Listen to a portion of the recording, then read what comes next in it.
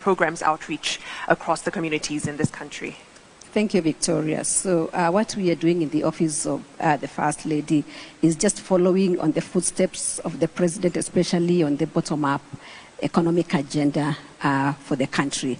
And that is why you can see in our programs, everything is trying to lift the person that is at the bottom of the pyramid. So when you look at the women economic empowerment that we do, where we have 12,000 groups across the country.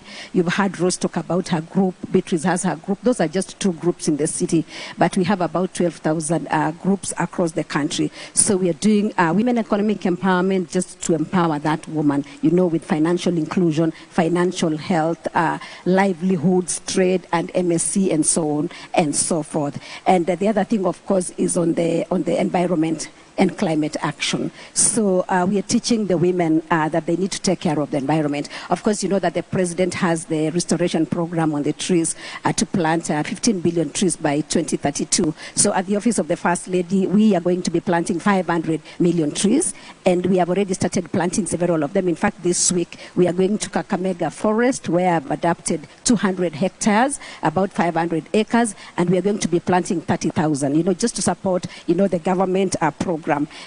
And issues of also just mercy works, you know, working in the informal settlements, you know, helping like children like those ones of Beatrice, because we realize that many children in the informal settlements fend for the family instead of going to school. So we have a school feeding program where we feed public schools, and so we have seen an influx into the schools because now there is food, and in the process of the children getting food, they get an education. And you know, Victoria, they say education is an equalizer. You can see the story of Beatrice just because she has added to her education. Now she's an ECD teacher, and that is the story we want for all our communities.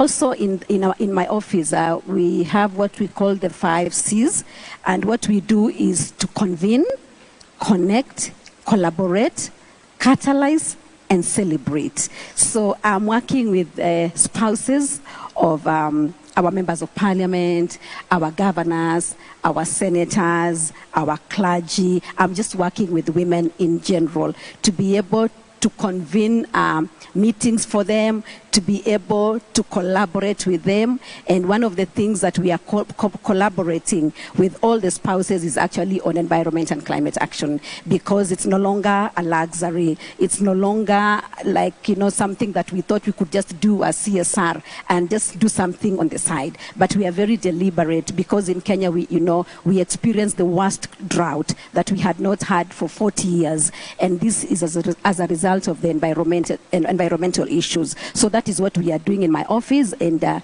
we continue to do the work that we've been doing with women economic empowerment. We have added environment and climate action and issues of faith diplomacy, which has mercy works, and working with our young people. So it's an exciting space, and we know that we have many partners that we are collaborating with. UN Habitat is one of them. That is why we are here today, just to be in this conversation of shaping cities, and really telling women to be able to sit on the table in order to shape their cities. So that is what we are doing. Thank you so much. Can I get a round of applause for my distinguished panel, Her Excellency, Mama Rachael Ruto, First Lady of the Republic of Kenya, and the UN Habitat Executive Director, Maimuna Sharif. Thank you so much. You may take your seats. Wonderful. And at this juncture, I believe we have an intervention from the floor. As I mentioned earlier in the program, we have Honorable Filda Kereng, the Minister for Environment and Tourism from the Republic of Botswana.